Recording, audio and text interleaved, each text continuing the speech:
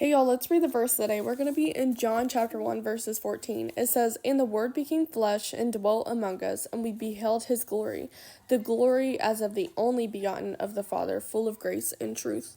So Jesus is not a created being. He just for the time he came down in human form as a baby, then to lead a ministry, and then to die, and then be brought to life again. In John 1 through 3, it says, "In the beginning was the Word, and the Word was with God, and the Word was God. He was in the beginning with God. All things were made through him, and without him nothing was made that was made."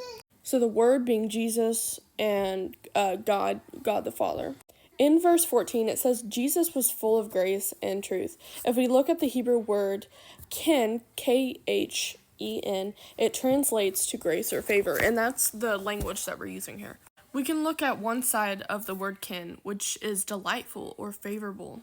In the book of Psalms, it says that the skilled poet had lips of kin. We can see that in Psalm 45:2. He can craft beautiful words to create light. Proverbs 1:9 says, "A dazzling jewel is an ornament of kin."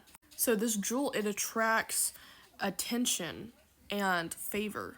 This is why we see the word kin involved in a scenario of giving with favor. In the book of Esther, we see that she requests kin for her people. She wants her people to be kept safe.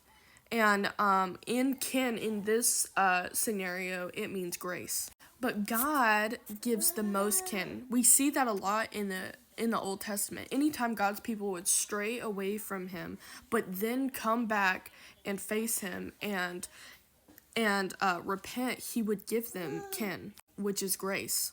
In Hebrew, they relate God's kin to another Hebrew word, charis, Kharis, which translates to gracious gift. So when we get introduced to Jesus in John, it's God's charis to us. We don't deserve God's charis, but by his mercy, he gave us Jesus. In the Bible, it says that while we were still sinners, Christ died for us. Jesus is the Redeemer of all sins by his precious, sinless blood. Did you know you can give your life to Christ today? He has made that possible. If that's you, I encourage you to comment, "I want to give my life to Christ." I will send you verses to assure you of your salvation. I hope y'all have a blessed day.